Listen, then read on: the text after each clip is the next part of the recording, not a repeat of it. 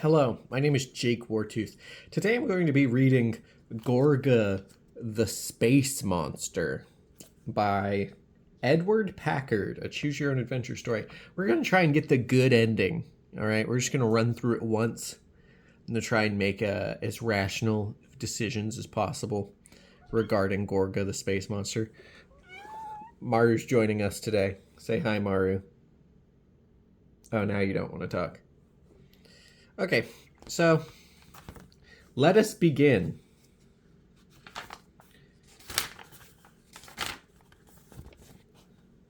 Get your butthole off me, dude.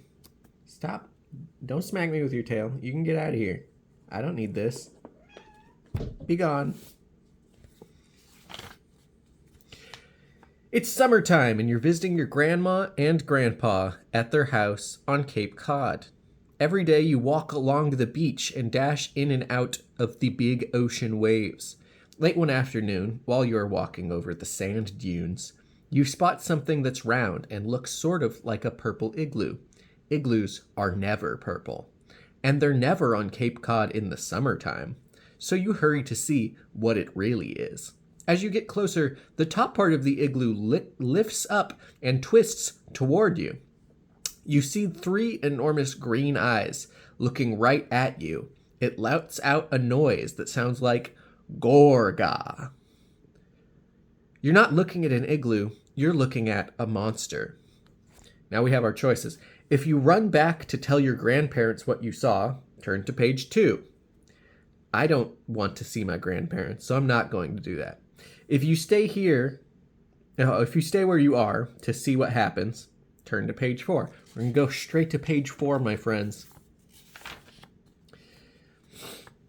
As you stand watching, Gorga stands up. He looks like a small hippopotamus. His mouth is half as big as his body. Where could this monster have come from? You watch as he eats a branch and then gobbles another and another. Suddenly, he runs towards you.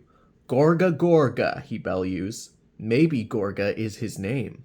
Hello, Gorga, you call. You see a piece of driftwood nearby. Maybe Gorga would like some dessert. You pick it up. It's about the size of a baseball bat.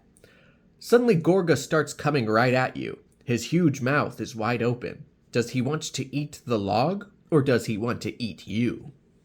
If you try to protect yourself by hitting Gorga over the head with the log, turn to page 11. If you toss the log in front of Gorga, turn to page 13. We're going to toss the log down. I see no reason to abuse this poor creature. You toss Gorga the driftwood log. He opens his huge mouth and swallows it whole. You look for another piece of driftwood. Out of the corner of your eye, you see Gorga waddling towards you. He's so big and clumsy that you are able to keep him at a safe distance. Then you realize that he isn't chasing you, he's following you. Maybe he wants to be your friend. What should you do? If you run home as fast as you can to get away from Gorga, turn to page 2. If you let Gorga follow you home, turn to page 21. We're going to go to 21, baby. Follow me around, Gorga. As you and Gorga walk home, people on the beach stare at Gorga. One of them yells, "Run for your life!" But you just keep walking. You feel sure that Gorga won't hurt you. When you reach the house, Grandma and Grandpa are waiting at the door. "Quick, come inside," yells Grandpa, "and let's hope that monster won't break the door." "I'm calling the police," says Grandma. "Gorga won't hurt anyone, you say. He only eats branches and driftwood." "So far," says Grandma. "Can't Gorga stay with us, you ask? I'll make sure he doesn't do anything wrong." "I guess you can keep Gorga as long as he doesn't cause any trouble," says Grandpa. "As long as he doesn't come in the house," says Grandma. There are some woods near the house with lots of sticks and branches that Gorga should find very tasty. You walk toward the woods and Gorga follows you, waddling along like a hippopotamus. He stops for a moment to eat an old stump in the backyard. Gorga finds a thick grove of wild berry trees growing near the dunes. He settles down and starts munching happily.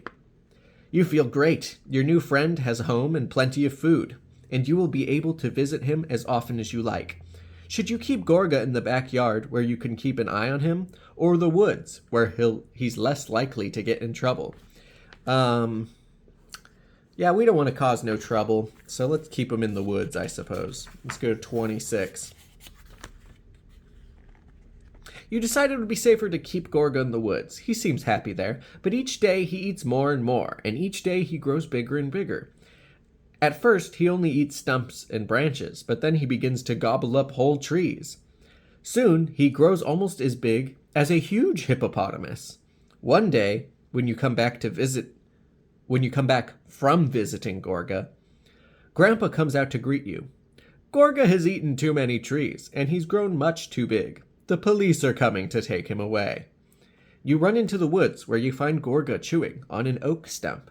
Gorga, you say, if only you weren't so big, I could find a place for you to hide. Gorga sits there looking at you like a big bad puppy.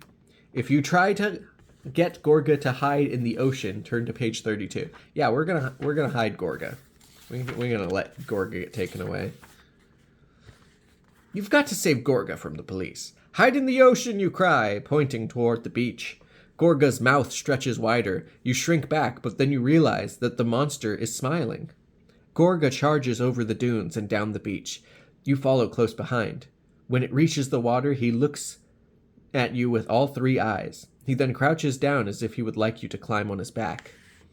That's just what you do. Gorga waddles out into the deep water. You sit on his back like the captain of a ship. Let's go, you shout. Gorga paddles through the billowing sea. You feel as if you are sailing and flying at the same time. The end. You see a little illustration here of me and Gorga escaping into the ocean. Now, Gorga's a space monster, and I was hoping I would be able to fly through space on Gorga, as the image depicts here. But instead, I'm riding Gorga on the waves of the ocean, which I suppose is all well and good. Let's see. Let's just get one. Let's search for one more ending. Let's go back and see if we should wait for the police to arrive. That's 37. All right, let's go to 37. I think you better stay here, Gorga. Once the police see what a good monster you are, things will be all right. Gorga says nothing. Soon the police come. Gorga is too big to fit into the police van, so they post guards to watch him.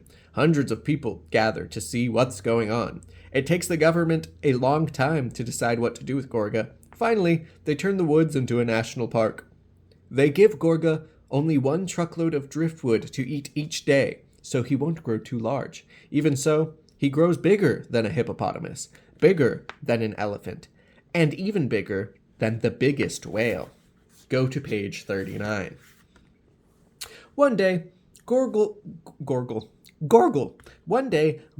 waddles down the beach to the sea and swims away. As far as you know, he is living out there, somewhere in the Atlantic Ocean, right now. That's it. That's it. Those are 2 fine endings. I don't mind each. There is an ending where you are flying on Gorga through space, and I don't know how to get there. That's the ending I wanted. Perhaps another day we will reconvene and try and solve this mystery of Gorga, the flying space monster. Thanks so much for watching. This is Jake Wartooth